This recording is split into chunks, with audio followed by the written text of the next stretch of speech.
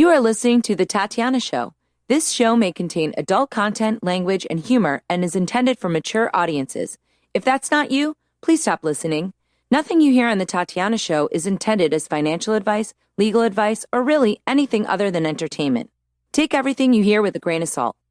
Oh, and if you're listening to us on an affiliate network, the ideas and views expressed on this show are not necessarily those of the network that you're listening on or of any sponsors or any affiliate products you may hear about on this show. Now that that's squared away, let's start the show. Hey there, it's time for the show, The Tatiana Show, where you make friends and talk life and crypto.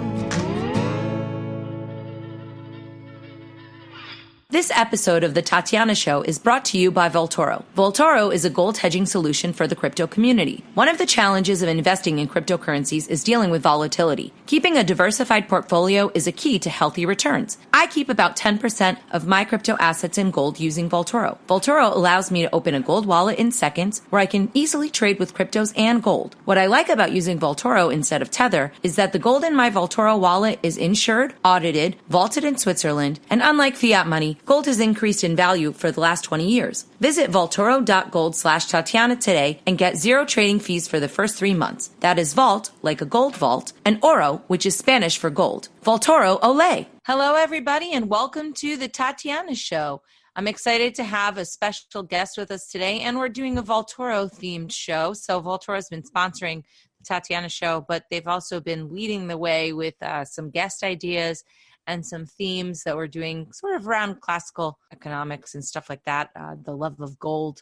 I'm joined today with Josh Shigala from Vaultoro. Hey, Josh, how are you? Hi. It's lovely to be back, Tatiana. I'm very good, thanks. Excellent. And we're going to be talking with a mutual friend of ours, Joel Bowman, who's in Buenos Aires right now, which is exactly where I met him the last time, many years ago. And Joel's going to be talking to us a little bit. So welcome to the show, Joel. Thanks for joining us today. Oh, thanks very much, Tatiana. It's my pleasure, and g'day to you too, Josh. Yeah, g'day, Joel. It's good to see you again. Well, hear of you across the tube. Yeah, you too. I guess we were just mentioning off air before. I was trying to put it together. I think, Josh, you and I met in, was it 2013 or maybe 14 in Germany? And then Tatiana, you and I around that kind of same time down here in BA. Yeah, that was, I think, December of 2013 is when we first met. And, you know, the interesting story behind me getting to know Joel was that years earlier, I think it must have been in like 2009 or something like that, I was always into precious metals and stuff and always keeping track of different philosophical podcasts around this topic. And we had a huge hurricane that went through the northern Queensland, and there was this massive destruction. And Joel wrote this wonderful article called In Praise of Anarchy, talking about how during these massive events, the state is nowhere to really be seen, and everyone somehow collectively comes together and works in peace to help each other out, to find shovels, to neighbors all come together. And it was just a wonderful article. And I remember reading it. I got my significant partner to read the script that that Joel had written, and the article, and we put some imagery to it because it was just so beautiful. I wonder if I can dig it up and put it in the show notes. Yeah, that's quite funny. I wonder if we're all dating ourselves, saying that we met 10 years ago and that kind of stuff. But I remember you mentioned that to me, Josh, when you and I ran into one another in Berlin. And it was kind of funny because I was touring around Europe at that time, and I'd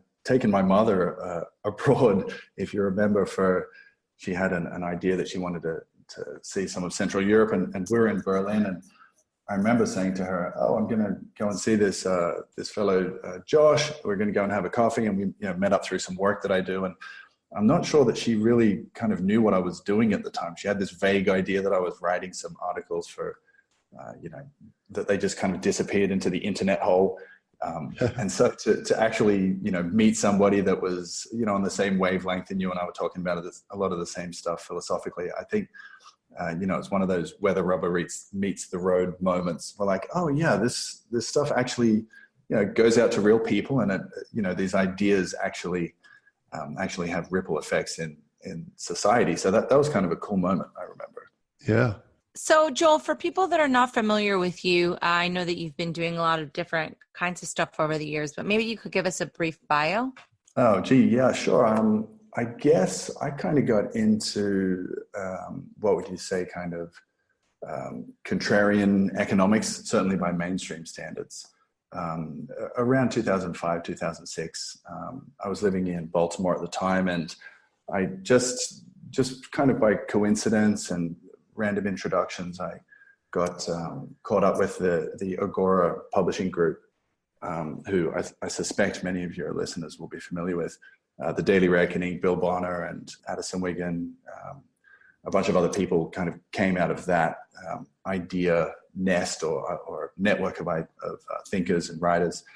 And I just got really interested in, the fact that all of the economics that I'd sort of been led to read in higher education didn't really seem to me to bear out in the real world. And so it wasn't until I started reading, Hayek and Mises and these names that we're now so familiar with, Hazlitt and so forth, that I started looking around and saying, hey, I think actually the world kind of accords more with this, quote unquote, alternative or classical liberal economics, more than what I've been fed during tertiary education. So maybe I should investigate that a little bit further.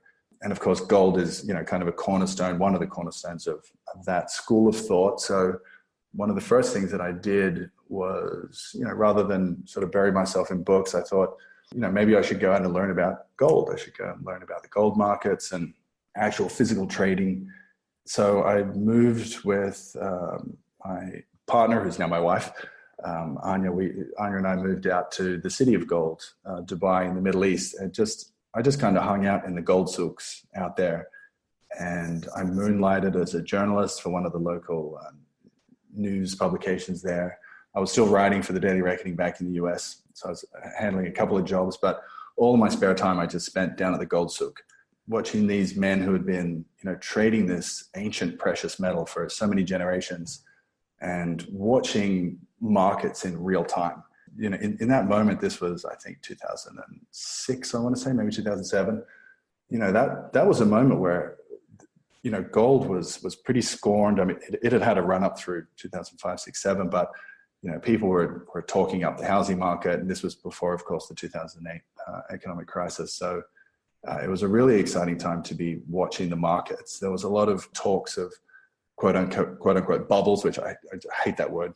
We can talk about that another time, but it was a really exciting time to be in the in Dubai with these go-go markets and to really get an upfront look at those gold souks. That was something special. I always find it amazing when you see these markets where real traders are haggling and trying to find a price outside of the spot price, which is always a pointer. But really, when the rubber meets the road, people are still haggling and trying to find a price point there. And this happens every single day, also in quite large volumes still. Yeah, it's really, it just goes to underscore how arrogant and how, just self-assured that the artificial price setting by paramarket actors like the Federal Reserve really is. Because when you see that the price is something that's a price between, a buyer and a seller is necessarily fluid, because there are so many dynamics that are just really impossible to be able to pin down in any one moment, let alone for all of time. When somebody comes in and says, we're going to set interest rates like right here. We need a 2% yield on the 10-year, or this is what we need to achieve. It's really just the height of arrogance to suppose that you can top-down manage the aspirations and the dynamism of an economy that is comprised of hundreds of millions and billions of people, and to just suppose that one has the correct price even for an apple, let alone the price of money itself, is just hubris in the highest degree. Yeah, I find it enormously arrogant and egregious to say that we're all into these free markets, we love capitalism, and go and fight wars for that stuff, for the concepts, for the philosophy of free markets. Yet the kingpin, the underpinning mainstay of a capitalist system is the fluid that runs between these markets. And to have some old white men sitting in a room deciding the price, which should be discovered naturally in a market, but deciding the price of this interest rate and then having this top-down control mechanism saying, well, you have to use this currency to settle trades and to pay taxes and everything else. And the price of it is this. And, this goes over a lot of people's heads because they're like, what? My boss gives me my money and I don't really understand what you're talking about here with price of money. That I get money, I get paid. And this is a big problem. And part of the problem is that the education of people has this huge lacking hole. So they don't really even question what we're talking about right now. Yeah, I think there's this kind of this hallowed reserve, this intellectual reserve that people have for fiat currency. They tend to it tends to hold this kind of unquestioned position on an altar that nobody thinks to sit and talk about. But ultimately, money is a commodity. It's a good that is to be priced by the market regarding how useful those participants in the market find it. So, we've written a lot before, and I'm sure you've spoken about, subjective value versus the notion of intrinsic value many times on the show. So, the idea that we could come in or that any board of governors, for example, could come in and set a price for money, not just for now, but for the future, which is a whole other degree of hubris, because it's saying, not only do we know the exact price at which to set the medium of exchange, but we also know what it ought to be in the future. And it presupposes that nobody will then change their mind based on knowledge of that preset price. Which is kind of absurd. But it kind of strikes me that, we have this is kind of a bigger idea. George Gilder speaks about a lot about this kind of dynamic idea of capitalism being embracing of the unknown. Okay, so it's we don't know what is going to happen with regards to the affairs of mankind, humankind tomorrow, much less next week, much less 10 years from now.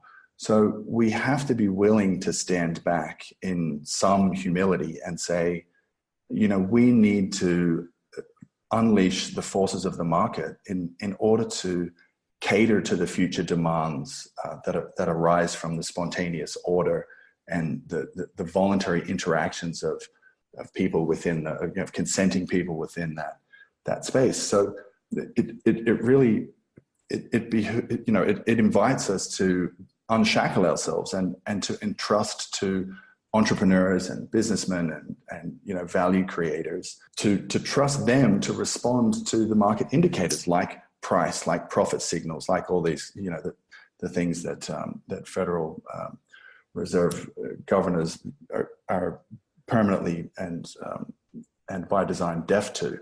So you get this idea that people say, we're so scared of the future and we're so afraid of the chaos that might happen. Of course, it's all conjecture, that we need to strap down progress right now. And it becomes then a discussion, and you can see how this bears itself out in political debates. It becomes amongst progressives a discussion about how to divide resources, because they think we're at the end of the days and we've accumulated everything that we're going to accumulate. So now we have to work out the most quote unquote fair and equal way of distributing the pie, rather than, as with free market advocates, their main concern is how to multiply the component parts of the pie, or how to increase the size of the pie, rather than the most supposedly equitable way of distributing it. Yeah, it's really true. And you see this playing out in Bitcoin or cryptocurrencies in general, where some people will say, oh, well, there's a few people that have a lot of the Bitcoin and a few that and very few have the massive amount of it. And we're just sort of rebuilding what we have. But what I see is that really the only problem with that is that the network effect is a little bit smaller. It really doesn't affect me if someone's really wealthy of that stuff. Not like in the fiat markets where they just print more and give it to their own mates and basically diminish my purchasing power. And this is very different to the fact that some people might have a lot more of these rare digital assets than the majority of people. Yeah, that's absolutely right. And I mean, I'd be interested to hear your take on this, Josh, because you're so much more intimately involved in the industry. It's my just kind of anecdotal observation of I've kind of been in and around the crypto space for a little while, just kind of thinking about it. But you're certainly much more hands-on as far as the entrepreneurial side. My experience with people who have, that I know who have made a little or a lot out of this space is that they tend not to be the kind of people who, they tend not to be just welfare brats, right? Who would just sit back and say, oh, okay, I don't have to work anymore. So, I'm just going to put my feet up and, just increase my waist size and, hang out at all you can eat, Caribbean resorts from now on. They tend to be the kinds of people who, for whom adding value to a market is, just kind of part of their genetic makeup. So they tend to be entrepreneurial. They tend to be in favor of free markets. They tend to have this urge to want to build a better world. And I don't know, but my suspicion is that a lot of particularly the younger people, they've been standing on the sidelines for so long. They've been underrepresented because the fiat system tends to grind those people down or kind of bend them into shape. So now they're looking for the first time at a very real chance of trying to build the world in accordance with their with the non-aggression principle. That they're looking at the potentiality of a world built on consensus and built on voluntarism, which is now really, it's possible for the very first time, perhaps. And I think these people are very, very excited about that, and as well they should be. Absolutely, and I think your observation is really, really spot on. The early pioneers of Bitcoin were very, very much involved in Bitcoin, not because of the Lambos and the moons, all this sort of stuff. I mean, the Lambo meme only really came up after Ethereum came out. Before then, it was all about free markets, asset-based money, getting away from the Federal Reserve, getting away from this controlled, permissioned system of finance, and getting back to a system of finance based on rare assets.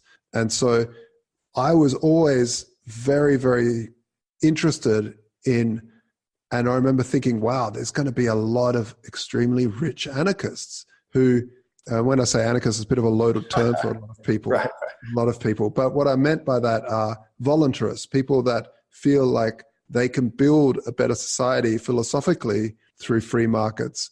And these people would be around with a lot of resources now. And we see that with Eric Voorhees, whatever you think of him, Roger Ver as well. And some people don't like the guy, some people do. Well, the fact of the matter is he's gained a massive amount of resources. He is on the philosophical front a voluntarist, and he continues to work for that passion. Exactly what you're saying. He doesn't sit back on his boat and just take the rest of his life off. He's like totally into it.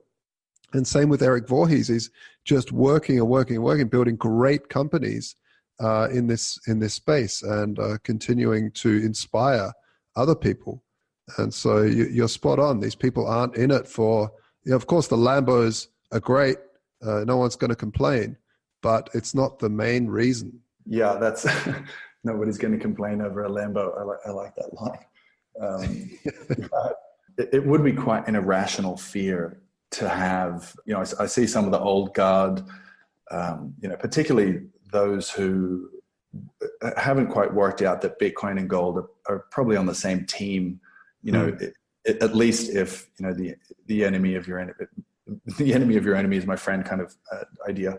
That being, these are both market alternatives to a state-sponsored fiat script. So, but it's quite an irrational fear that I see a lot of people have when they talk about, oh my goodness, the anarchists are going to take over the world, or the libertarians are going to take over the world. Okay, yeah, and then what? Then they're all going to be in a great rush to leave you alone. That's yeah. It's not a terrible thing. I mean, you're going to be, oh my God, these people are going to take over the world and then just let me do whatever it is that I want to do. That's quite all right with me. Absolutely. Actually, coming to that thought of gold and the same team, I absolutely agree with you. But I was interested in your take on what is gold's place in the world now that we have rare digital assets. Is there a place? What does it look like? I'd love your thoughts on that. Yeah, that's a really, really interesting question. I mean, I don't think that history is for naught. So I don't think that having, a multi-millennia history of being a reliable and dependable, source of price stability with, if you're looking over the longer arc, I think that there's, going all the way back to Aristotle and his characteristics of sound money, which have been much penned. I don't think that's going to be just deemed, kind of redundant overnight. I think there's a long historical legacy that mankind has, a very trusting bond that mankind has with metal or bimetallic systems. Going all the way back, we talked about Dubai at the beginning of the show. So it's, there are ancient civilizations that have entrusted the integrity of their medium of exchange to a metal or a bimetal system. So I don't think that's on the way out anytime soon. And certainly for until such a time as the user interfaces with regards to digital applications. I mean, you try and explain something like, as I'm sure you've been doing a great job of, Josh, trying to explain, some of the cryptocurrency nomenclature to people who haven't got an email address or are struggling to, even to understand, or maybe there are, a billion people unbanked in the world. They're very difficult concepts. I think at least until such time as it's the applications are intuitive and super easy to use. And we're definitely, that progress curve is steep. And there are, you mentioned a couple of entrepreneurs, Roger and Eric, who are making, headway and leaps and bounds into that field. I suspect that there'll probably be, a period, and perhaps a very long period, where, they serve different nuances and different niches in the market. It might be a demographic, it might be a socioeconomic, different cohort that one is better suited to than the other. But I think the broader point to make is that lucky us, we live, a decade and counting on from Satoshi's gift to the world. We live now in a time where we can have free market monies battling it out for customer, usage. Rather than, as was the case previous to Satoshi coming along, where we just had to take whatever it was that our government told us we needed to use, and that was our kind of, that was our fiat prison. That we had no choice other than to exist within those constraints. Now we have options, and the more competition that is in the market for options, the better off ultimately the users will be.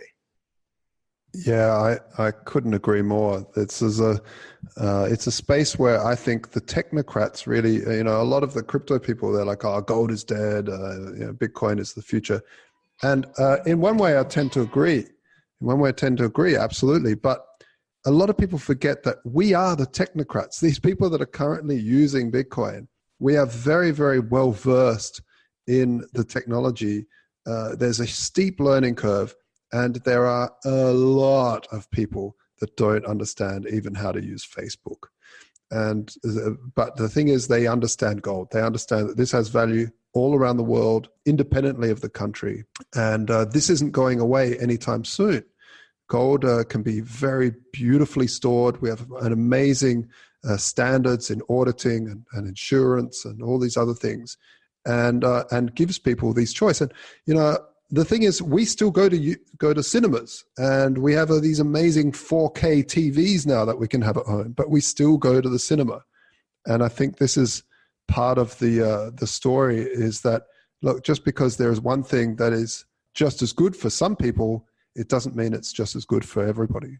Yeah, I was actually, just before this show, I was listening to some old records. And of course we have, we have digital, music streaming applications, Spotify, what have you. But, I still read paper books, and, Kindle's fine, and it's good if you're traveling. And I typically spend, upwards of 6 months living out of a carry-on suitcase a year. So either you have to have a really, really slow rate of reading, or you have to, or you have to be pretty happy with lugging around multiple suitcases, or you read a Kindle. So, there are just different goods and different services that service different sections of the market. And that's true both, with regards for competition in the space of money. It's also true with regards to competition within the crypto space itself.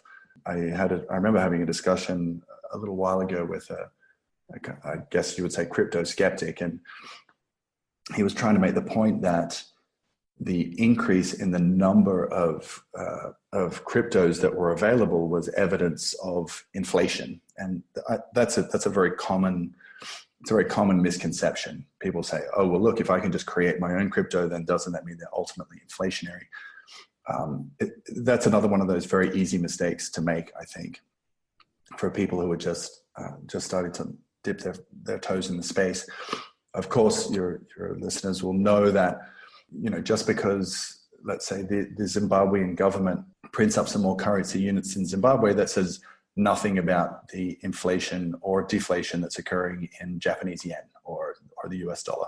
So, of course, there can be any number of new cryptos that are created, but the correct terminology that we use here is there are additional products on the market, and the market will value them however it deems with regards to their utility. But an increased amount of products on a market is typically referred to as economic expansion, not inflation. Inflation is the increase in the amount of units of a particular currency issued. So that's an important distinction, and I think there's a lot of kind of jargon that I think can be somewhat of a barrier to entry for people who are just getting their head around this, and a lot of people who go through state-sponsored education are taught to think in terms of an economic model that helps support the state, which supports the education. I mean, it's an obvious conflict of interest, and it's an obvious, self-serving. It's kind of an Ouroboros, this mythological creature that keeps eating its own tail, thinking that it will satisfy its appetite. It's that entire paradigm is one that just feasts upon itself, but it's not a paradigm for liberation or for freedom. So I kind of see this as a way for us to get out of that cycle. Yeah, there's some interesting. I used to ponder a lot. One of the large meditations I used to do was on the concept of, look, if we have these altcoins, millions of altcoins, and we have atomic swaps where you just send your Uber dollars to me and it arrives at me with, does the atomic swap and I get Bitcoin or I get whatever I want, Starbucks coin, that there is a type of inflation there in a way because it's so liquid. It just sort of, I send whatever I want and the person that's receiving gets whatever they want. But at the end of the day, there is a market in between that. There will be bidders and askers, and that is based on the chain that they are sending or that they are swapping for. So it really is true that Bitcoin in and of itself will be 21 million, will always be 21 million. In fact, there'll be a lot less because of the lost tokens. and really you aren't making more pies. You are literally cutting that pie into smaller and smaller pieces. Yeah, that's ultimately right.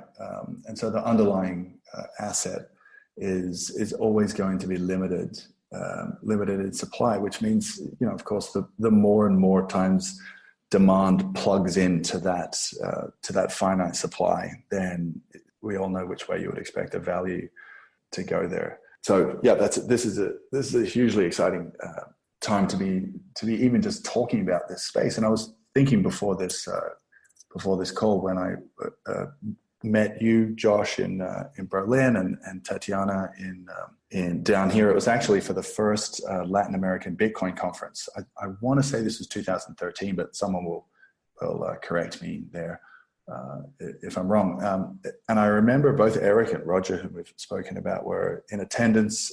There were quite a few other people down here. And it was amazing. I think at the time Bitcoin had just crested $1,000 for the first time, so that'll give an indication as to the exact year. But I hosted a panel down here, and I think those two guys were on the panel. And now I'm looking back thinking, wow, that was kind of to have these two guys on the same panel is kind of a superstar meeting. And I think there were probably maybe 100 people in the room.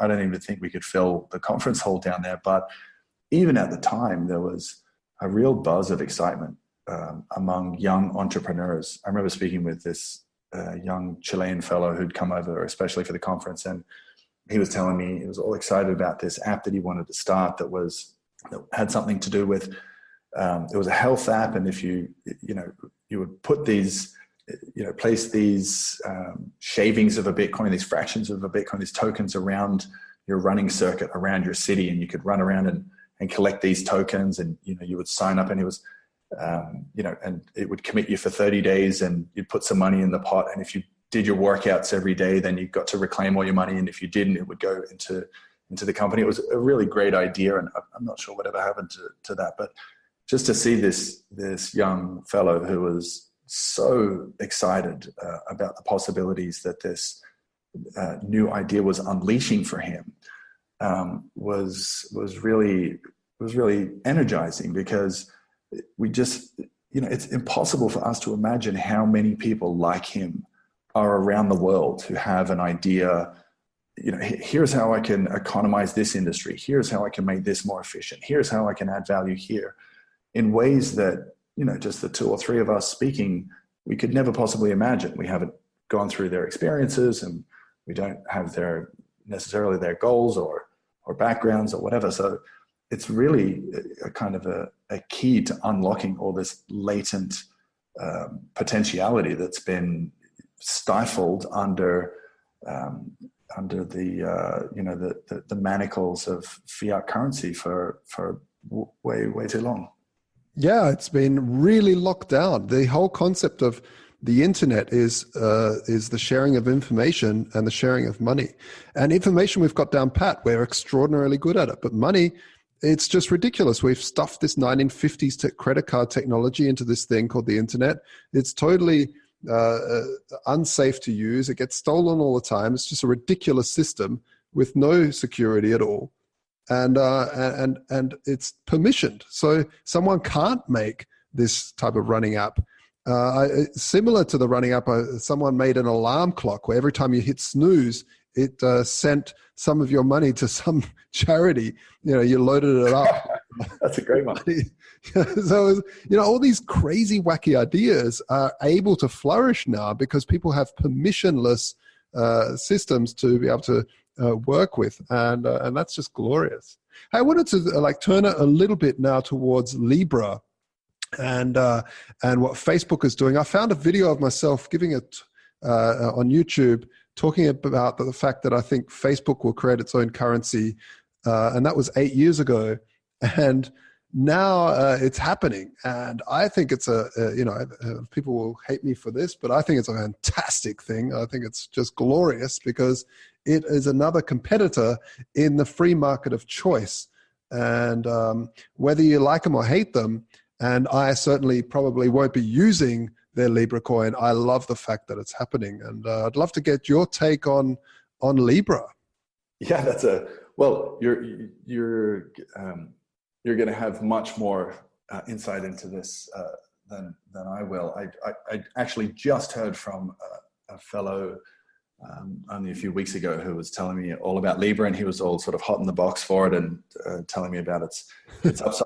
And you know, that's that speaks, I think, exactly to your point about it being another option in the free market of choice.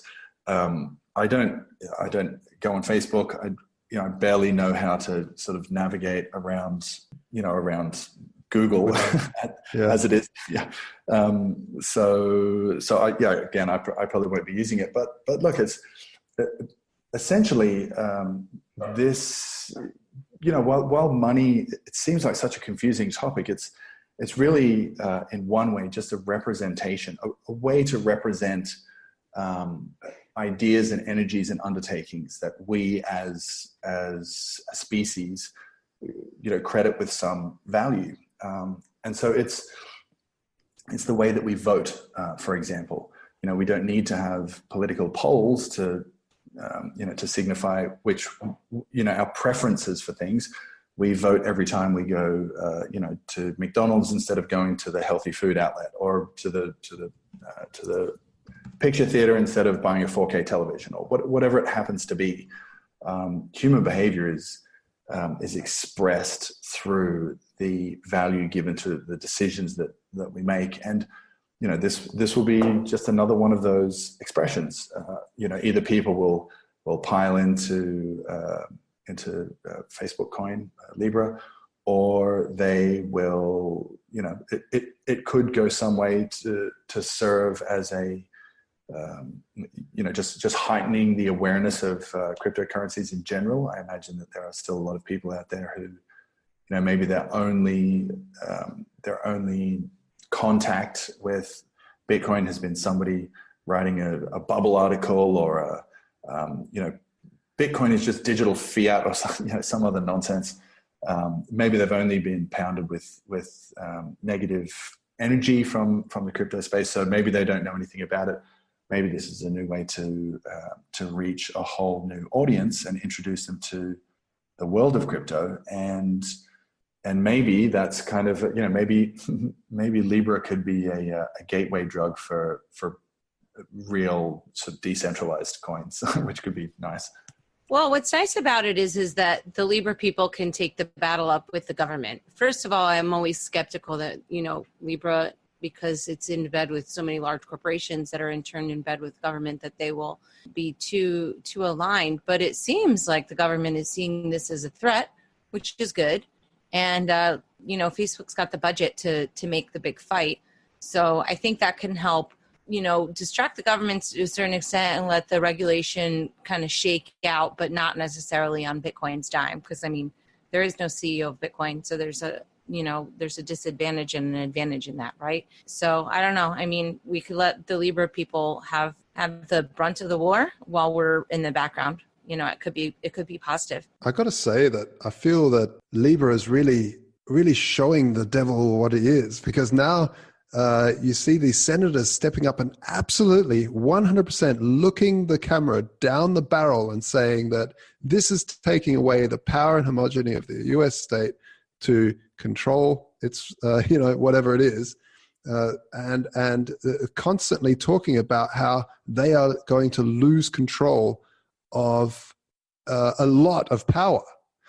And this is something that's stunning about watching this Libra coin, because Bitcoin actually is doing the same thing as Libra. It's doing the same thing. It's just that Libra has this amazing network effect of 2.8 billion that will be turned on like this. It was just like when WhatsApp turned on cryptography, end-to-end encryption, whether you believe it's there or not. Just the concept that they turned it on, and 2.8 whatever billion people that use WhatsApp instantly had end-to-end encryption was also pretty amazing. I tend not to believe that it's probably not the strongest encryption, but apparently it's using the Signal protocol. But it's these network effects, and I feel like Bitcoin is kind of like this frog boiling in the pot. It doesn't really know, nothing's really happening. All of a sudden, it's dead. Whereas Libra is kind of like really intense heat all of a sudden. So it's like this, from the state. They sort of laugh at Bitcoin, whereas this network effect they just cannot laugh at. Yeah, they're both really, really good points. I'm happy for Mark Zuckerberg to be the lightning rod over here, and it is interesting to think that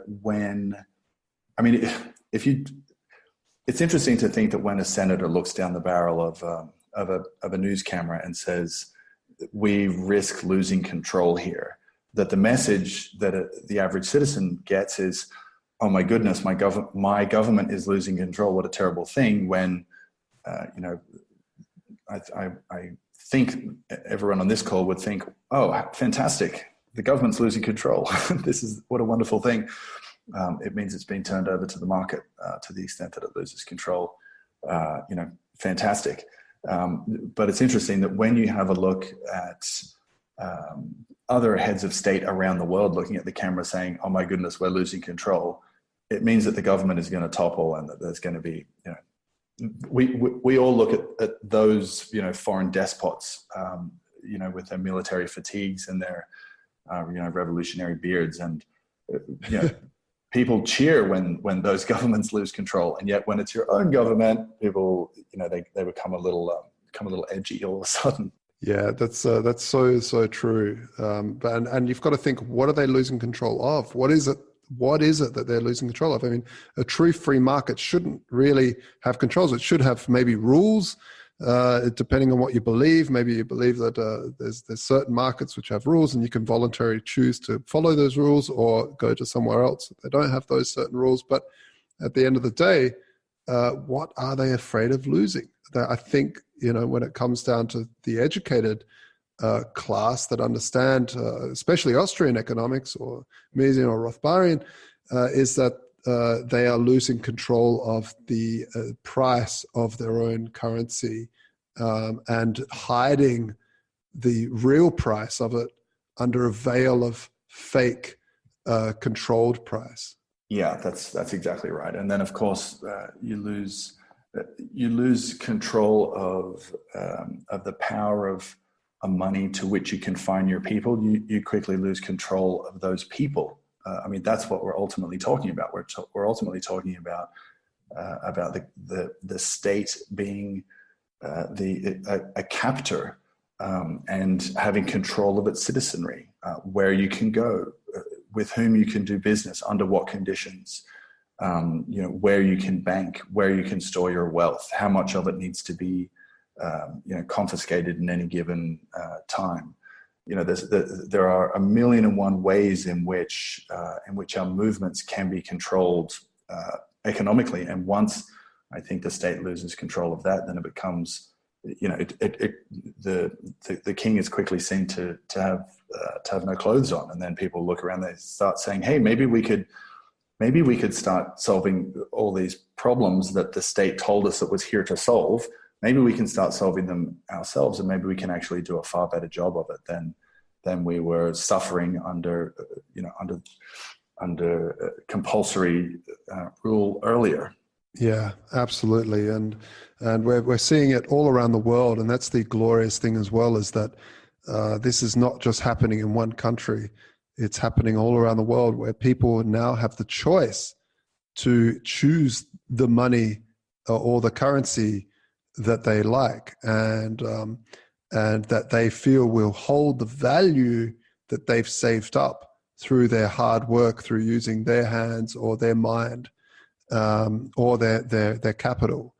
And this is just an amazing feat. We at Vaultoro here, we of course trade between Bitcoin and physical gold, and in September we'll be launching Vaultoro 2.0, which will be multiple currencies and more cryptos and gold and crypto to crypto.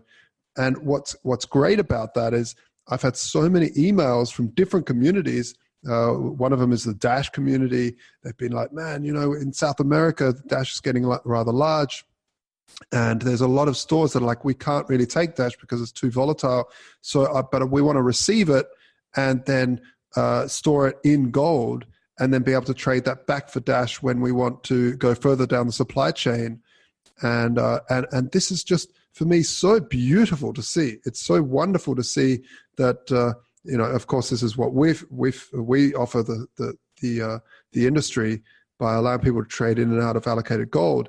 But what I love about it is that people have the choice now to choose where they want to use, which money they want to use. And this was something that just wasn't available anymore to most countries before the internet, before Satoshi's white paper. You really had to keep your dollars in, well, you could keep it in gold, of course, but it wasn't very liquid. You really just had to, if you wanted a liquid source of gold, it was paper contracts, which were usually not backed by gold and all this sort of nonsense. Whereas now you can really go for full allocated. And this is just wonderful. Yeah, I think part of and you guys, by the way, are doing a really fantastic job over there, Josh. I've been following you for many years now, so kudos. You're really leading the way. This is very exciting. Thank you very much. I'd say also that this is an example of what I was talking about earlier. That it's really impossible for us to look 1 year, 2 years, 5, 10 years down the track and imagine the kinds of the kinds of innovations that we're going to be sitting around talking about in a decade from now. I doubt we'll be doing it over, we're probably doing it like a holographic interview or something like that. But the kinds of economies that are going to be popping up, I mean, just mind-bending stuff like algorithms competing with one another for allocating charitable dollars, where they need to go, is something that cryptocurrency and cryptography in general is going to enable. I mean, we're not going to see in 10 years, or there's going to be little tolerance in any case for supposedly charitable outfits that support these bloated wages for the CEO, and then there's a board of directors, and there's all this other all these other just sort of costs associated with with a particular charity. So you might have people who are very excited to give some money to to the needy or to support a good cause, but they're very reticent to do so because they read about these horror stories where there's all this corruption and in certain sections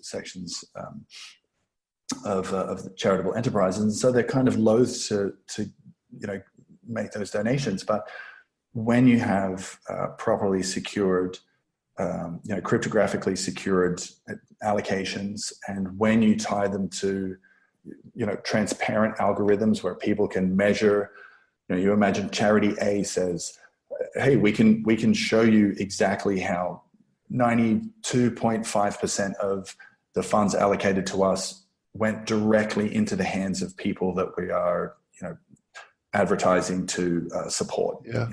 Kids without water or medical needs or whatever. And then charity B comes out and says, okay, hey, these guys did a great job, we're upping the bar, and because we tweaked the efficiency in our algorithms, and we networked with different partners, we're actually getting 95 cents on the dollar, or fractions of a Bitcoin, 98% of our funds directly to the people in need. And the competition in that space could have really real world effects for the people who need it the most. That's one of a million things you think are going to happen.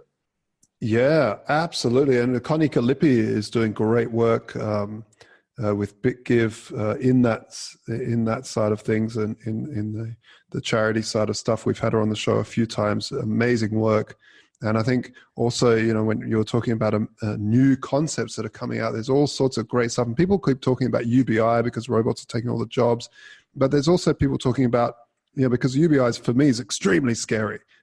Having a state basically feeding everybody is just nightmarish, because if they stop feeding people, then they put on uniforms or whatever.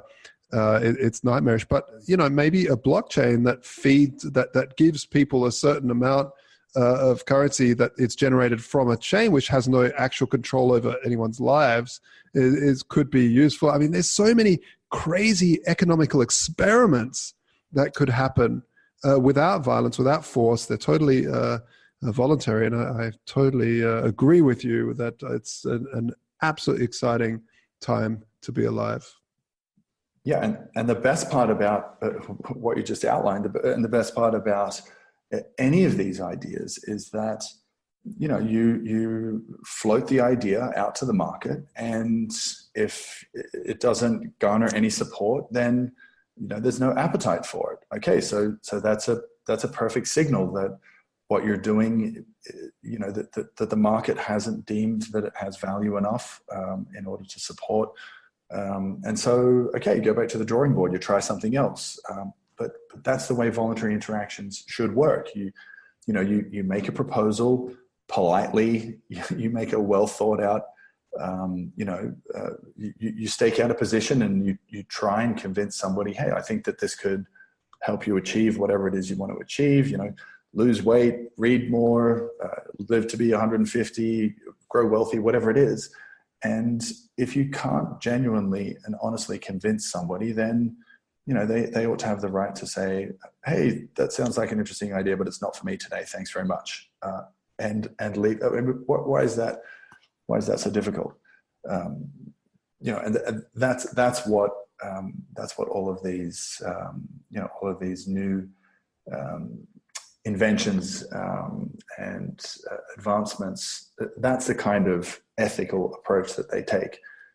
It's an invitation, not an obligation. And that's quite an important linchpin, I think. Excellent. Well, Joel, when people are listening to this episode and thinking to themselves, this guy sounds really smart, I want to catch up with what he's doing, where can they find you? I'll have a show of my own that I'm just in sort of pre-production working on. So that's joelbowmanshow.com. And I am working on a book with Doug Casey at the moment that is probably going to come out a little later in the year. So keep your eyes out for that. And then on Twitter, it's Joel R. Bowman, at Joel R. Bowman. So you can catch me on all those places. Wonderful. And you can catch me at Vaultoro on Twitter. That's Vault as in a gold vault, Vault, and Oro, that's gold in Spanish for a quick language lesson, Vaultoro. All right. Thanks, everybody. Make sure you check out thetatianashow.com for all the latest episodes. Share it with your friends. Thanks again to our sponsor, Vaultoro. And we'll see you all next time. Bye.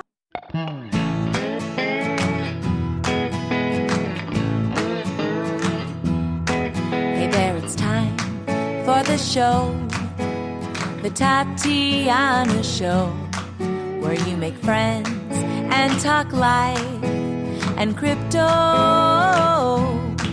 We gotta think and reflect and use lots of intellect with our hearts when we work together. I know that it can be so hard out there, looking all around and saying that life ain't fair. So that is why we will fight and stay up late at night, listening to the Tatiana Show.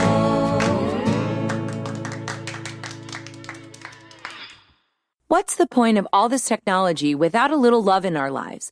Our hosts, Tatiana Moroz, Dr. Stephanie Murphy, and Lauren Kasovitz, have come together to bring you Proof of Love. Go to proofoflovecast.com. Thank you for listening to The Tatiana Show. Please follow us on Twitter at Queen Tatiana or on Facebook and Instagram at Tatiana Moroz Music. More episodes can be found at thetatianashow.com, and make sure you leave a review on iTunes and tell your friends. The Tatiana Show has been brought to you by CryptoMediaHub.com, a boutique marketing and PR agency for Bitcoin and beyond.